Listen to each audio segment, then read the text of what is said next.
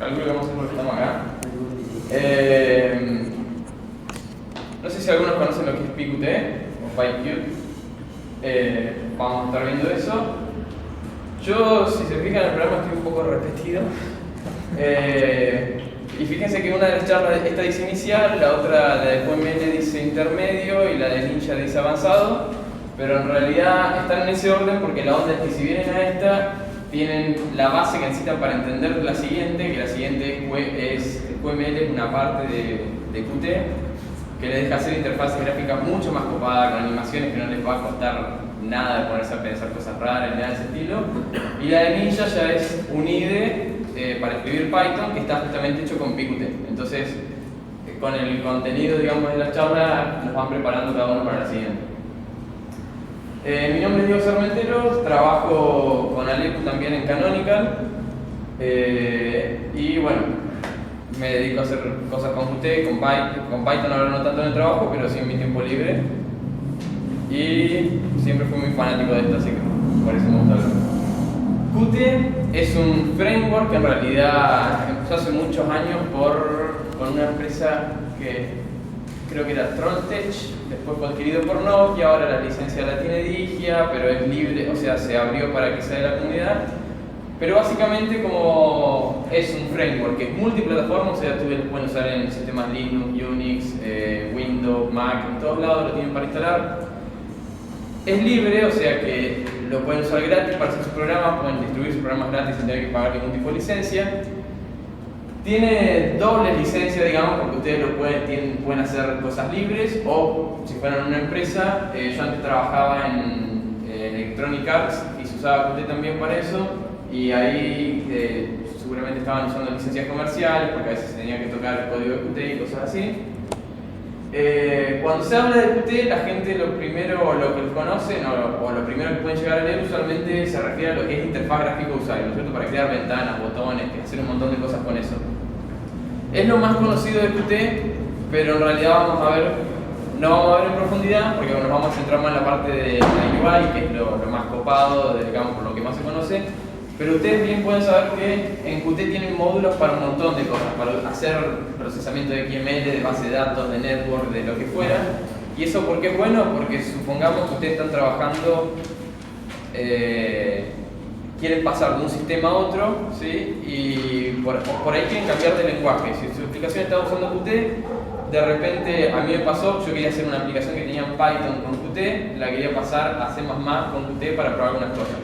Y descubrí que las cosas que me faltaban en C++, que en Python las tenía en la librería estándar, del lado de C++ por ahí las podía consumir del lado de Qt, entonces saben que tienen muchas más herramientas. Y a veces me ha pasado con Python, que suele haber algunos problemas en Windows, a veces cuando tienen path con único y cosas así que en Python no está bien integrado, entonces en ese caso que hacía usaba la misma herramienta para manejar path, pero del lado de Qt, que estaba mejor en esa parte de multiplataforma, estaba mejor resuelto. Entonces tiene muchísimas herramientas más y que a veces son muy aprovechables cuando están trabajando en varios sistemas. Y bueno, es algo maduro, muy difundido actualmente. No les puedo decir a ciencia cierta, pero estoy casi seguro que es en este momento una de las herramientas que más se está usando para todo lo que es desarrollo de interfaz gráfica. Con la última versión de Qt, que es la 5, y ahora tienen la 5.1 que está por salir en algún momento. Con la 5 ustedes pueden hacer sus aplicaciones que funcionen en escritorio, en todos los sistemas que dijimos, que funcionen en Android, que funcionen en BlackBerry, que funcionen en iOS. Básicamente hacen su aplicación en Qt y la pueden llegar a correr en cualquier lado. Y bueno, y él tiene sus buenos años Qt, o sea que no es algo nuevo, sino que es algo que viene hace varios años, que está bien testeado, que se está usando en un montón de lados. Entonces, ¿qué es PQT? Porque Qt en realidad es el framework, la librería, pero que es para C++. PQT es un binding, ¿no es cierto?, que les permite a ustedes usar Qt desde Python.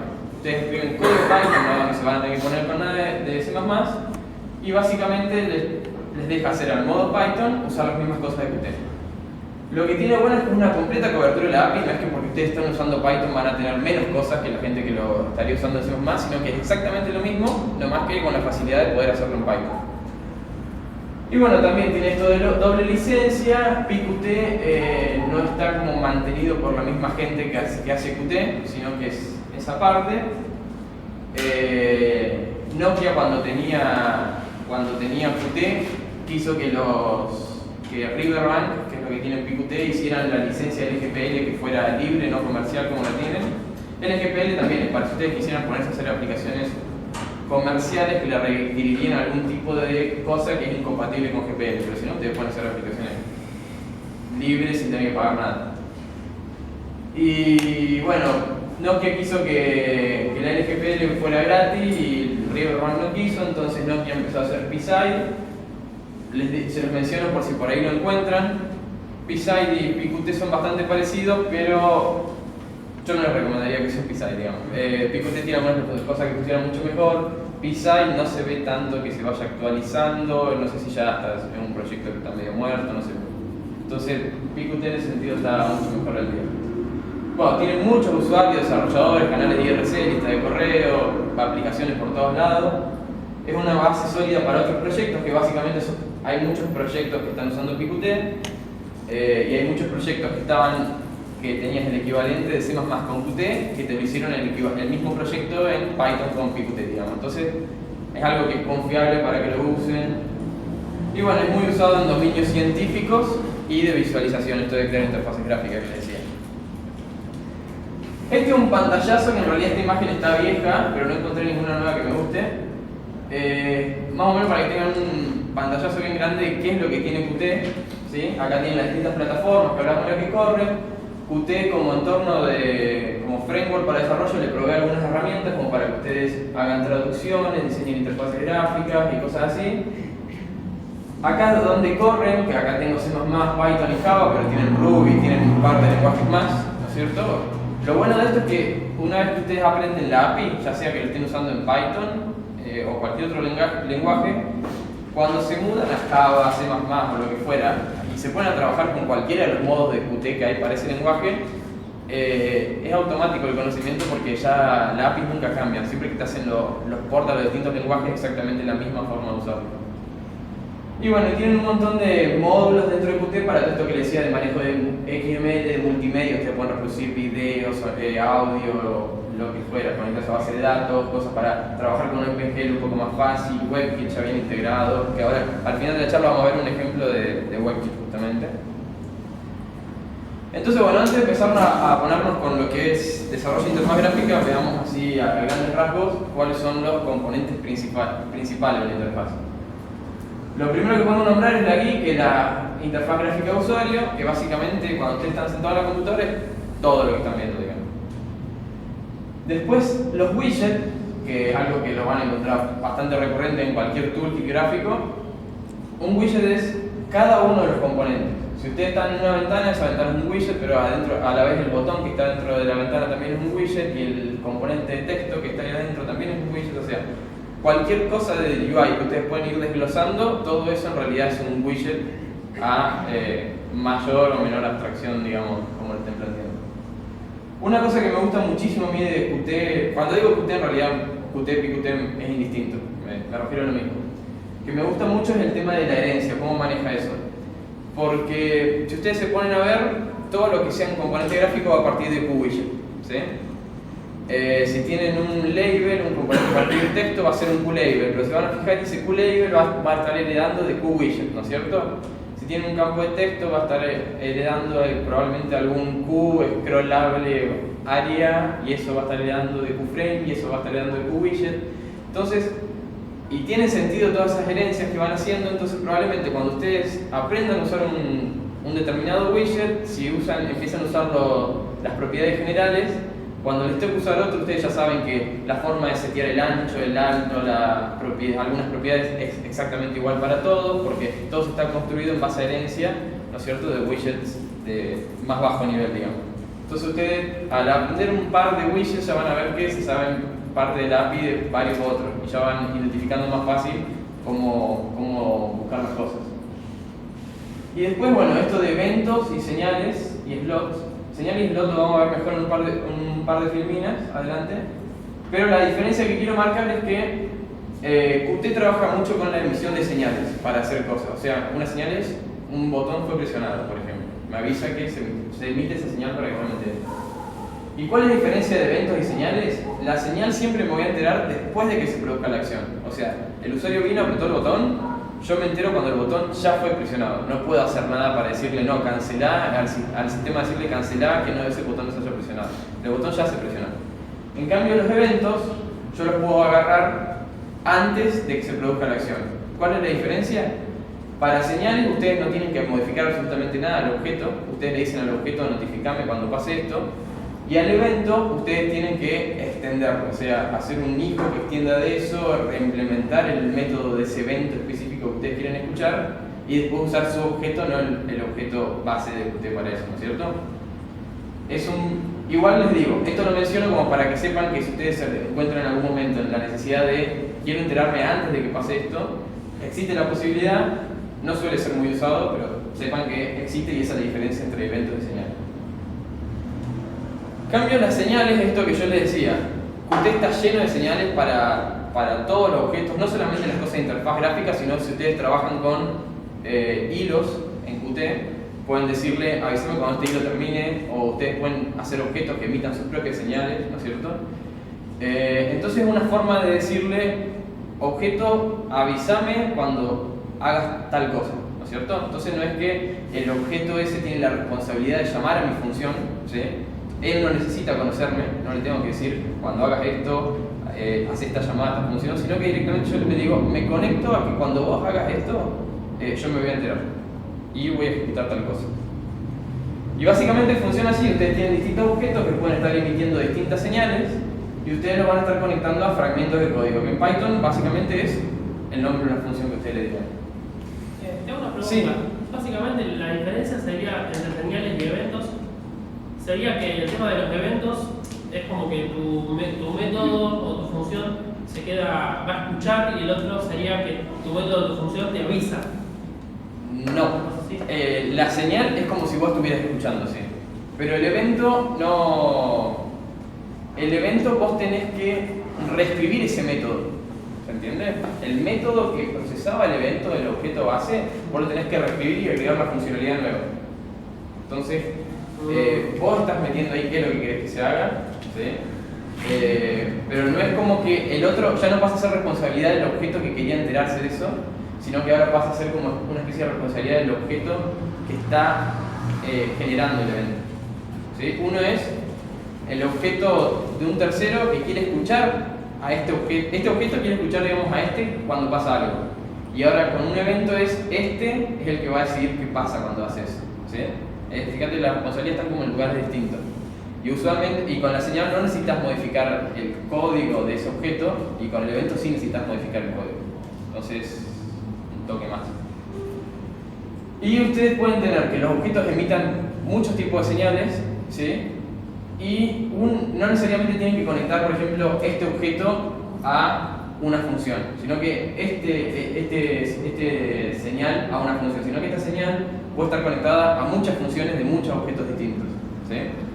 Y a la vez una función puede recibir señales de muchos objetos distintos, o sea, es una relación muchos a muchos, digamos, en lo que es señal y función. Y ustedes en Python tienen dos formas de conectar una señal, ¿sí? Le pasan el nombre del objeto, conectar, llaman a conectar de este objeto, el objeto botón en este caso, cuando emita esta señal, quiero que llames a esta función, ¿sí? Esa es esta forma de arriba, digamos, es la forma más parecida a C++, como se hace, usando... Vale. El primero sería el objeto receptor. No, el primero es el objeto que emite. Por eso, el primero del parámetro es el emisor. Sí. El primero, el que se llama antes del punto, el receptor. ¿Este decís vos? Sí. No, esto en realidad es distinto. Yo desde cuando hago self-connect, el ejemplo claro, debería haber omitido esto. En realidad el connect es una propiedad que tiene cualquier objeto, cualquier. Entonces yo básicamente lo único que estoy diciendo es conectar, pero lo puedo hacer desde acá, lo puedo hacer de este objeto, de cualquier objeto en realidad que tenga Qt. Lo que me interesa es estos tres parámetros. Donde le digo, ¿quién emite la señal? ¿Qué señal emite? Y a quién quiero que se llame cuando se emite esa señal. Y después tienen esta otra forma que es un poco más pitónica, donde acá sí es lo que vos decías de el primer acá el objeto que va de este lado, que es self, pero podría ser button en realidad, es quién emite la señal, punto, el nombre de la señal, punto connect y el nombre de la función. Esta es mucho más al estilo Python, ¿no es cierto? Pero es distinto. Con el código de los receptores último. Este objeto receptor en realidad no es bueno, si es un objeto en Python, todo un objeto, es el nombre de una función. No, pero ese fragmento de código, esa línea, va Sí. dentro de la definición de la clase receptora. Sí, la puedes poner en cualquier parte de tu. Sí, si lo haces con self. No, de la clase receptora no, este sería el emisor. Self sería quien está emitiendo. Acá el ejemplo en realidad está mal. Reemplazaste self por button y es exactamente el mismo ejemplo de arriba. Y la otra forma es esta, usando funciones lambda. ¿Por qué? Porque las señales, fíjense que acá es clicked, paréntesis. Cuando se emite esta señal no está pasando ningún argumento a la función que recibe. Pero ustedes podrían ver, como vamos a ver el ejemplo después, que tienen clicked, paréntesis, y ahí adentro dice int, bool o lo que sea. Eso significa que cuando emite la señal, va a estar emitiendo una señal que a la función que recibe le está mandando argumentos a la vez. ¿Sí? Entonces, ustedes podrían tener una función, un slot, cualquiera de estos que van acá, que reciben esos argumentos, o ustedes quisieran tener por ahí que se conecta a una función que recibe una cantidad, unos argumentos específicos que no los está emitiendo esa señal. Como por ejemplo, ustedes crearon una lista y en la lista metieron ítems de forma dinámica, ¿no es cierto? Y ustedes quieren que cuando se presione uno de esos ítems, se emite una señal con el índice de ese ítem. ¿Sí? Entonces, si ustedes lo están entrenando con un for, ustedes les interesaría que cuando se emite esa señal, el índice que en ese for se lo pasarán en la señal a la función que va a recibir, ¿no es cierto? Pero eso no forma parte de ese ítem que ustedes estaban creando. Entonces ustedes tranquilamente pueden hacer, bueno, cuando me cliqueas, en realidad llamo una función lambda, que la función lambda es la que va a estar llamando a mi función con los argumentos que a mí se me cantan. Ahí no me afecta. Pero bueno, después cuando veamos el ejemplo concreto van a ver cómo es mucho más simple. Después esto lo menciono porque está interesante saberlo, las acciones, que en Qt son los QActions. ¿Sí? ¿Cuál es la cosa particular que tienen los QActions? Es que son unos objetos que depende de donde ustedes lo pongan en la UI, se van a pintar de una forma distinta. Si lo ponen en un menú, se pinta como un objeto de menú, poniendo el iconito si tiene, un shortcut si le pusieron un shortcut a esa acción, el nombre, etc. Si lo ponen en una toolbar, automáticamente la misma acción se pinta como un icono. Si le agregaron un shortcut, puede estar en cualquier otro lado de la aplicación y que el shortcut, cuando ustedes presionen esas teclas, se active. Básicamente es un objeto que depende del contexto donde ustedes lo ponen, se va a pintar de una forma distinta en la UI. ¿Para qué es bueno eso? Porque fíjense que ustedes estuvieran haciendo un editor de texto y tienen la función de cortar, copiar, pegar. ¿Dónde van a tener eso? Usualmente tienen un botón de copiar en la toolbar, tienen un menú contextual con un botón derecho, tienen el shortcut con el teclado de Control C, ¿no es cierto? Y fíjense que si ustedes tuvieran que hacer eso, si fuera un shortcut una cosa distinta, un ítem de la toolbar fuera un botón, y si el menú fuera un menú ítem, ustedes están teniendo tres objetos que en realidad están llamando a la misma función. En este caso, con las actions, ustedes pueden hacer el mismo objeto que llama a un solo lado y que lo ponen en distintos lugares y sabe cómo pintarse en los distintos lugares que lo ponen. Entonces es más fácil controlar ese código, mantenerlo sincronizado y todo eso. Esto es una cosa que les quiero mostrar que ya es bastante viejo, pero así todo está bueno para verlo, sabiendo que esto debe tener unos 6, 7 años me parece. Pero fíjense, a 6, 7 años atrás, las cosas que se puede hacer con Qt. Básicamente es una persona que se hizo un Wolfenstein, donde su escritorio de la computadora es el Wolfenstein. Entonces va a una pared y pone a reproducir música. Acá no se me escucha el sonido, me parece. No se va a escuchar nada. Pero pone a reproducir música en una pared y depende de qué tan lejos se va de esa pared, se va bajando y subiendo el volumen. Va a otra pared, tiene un navegador, entonces va y navega un poco. Y esto es todo Qt, digamos. Y viene acá, a ver. Acá hay un tipito que él le puede modificar el comportamiento ahí escribiendo el código y poniendo a compilar, ¿no es cierto? Esto es todo Qt. Y bueno, acá juega un poco con OpenGL, con este coso. Entonces están viendo varias partes de Qt, porque fíjense que tiene la de multimedia, la de OpenGL, la de esto, lo otro. y todo en un escritorio de una computadora como si fuera un Wolfenstein. Y después, lo que hace, a ver si adelante un toque, ahí, un poco más. Ahí va y abre esta misma aplicación dentro de la misma aplicación. Entonces empieza a navegar en otro Wolfenstein, adentro del Wolfenstein, y se va así toda la historia. Ve, ahí va y la abre de vuelta. Pero bueno, básicamente es. El video es más largo y sigue navegando por el laberinto del Wolfenstein. Pero básicamente es para que vea el nivel de UI que ustedes pueden alcanzar, y siendo que esto encima tiene como 6-7 años de antigüedad el video. Ahora bueno, supongamos que nos queremos poner a diseñar nuestras propias interfaces. Hay varias formas de hacerlo, vamos a ver dos acá. Digamos, la más importante, vamos a hacer una interfaz dibujándola y una interfaz escribiendo el código a mano. Para dibujarlo, Qt les provee dos herramientas, el Qt Creator y el Qt Designer. Qt Creator es más un IDE, por donde ustedes pueden editar código y varias cosas más, y el Qt Designer es solamente para dibujar. Entonces,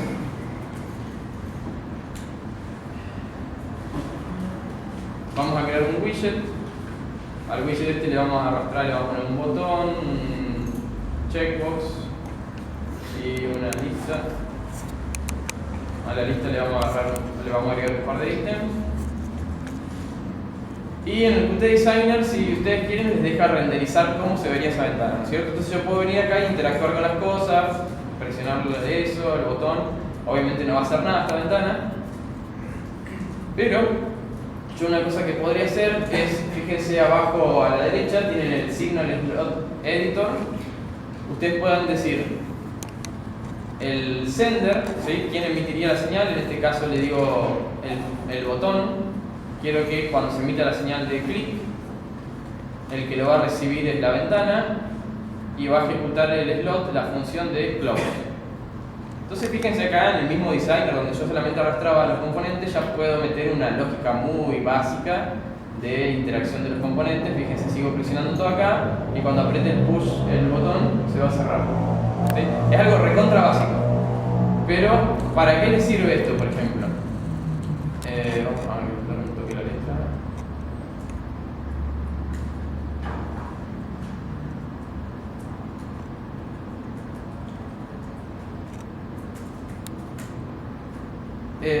Fíjense, bueno, esto lo voy a grabar en el escritorio. Si yo abro este archivo, fíjense que es un XML en realidad, lo que me está generando el editor. ¿Sí?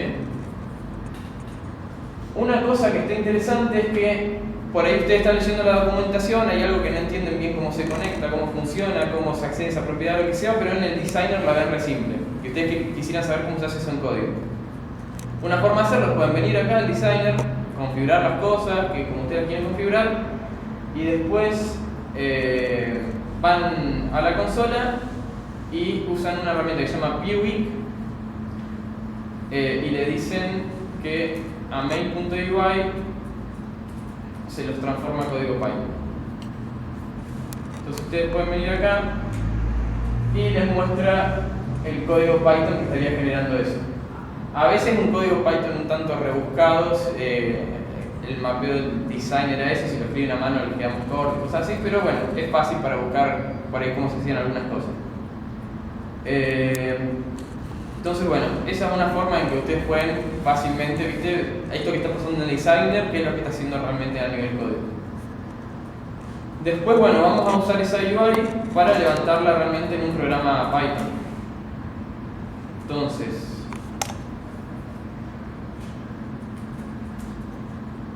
¿se ve bien ahí, no?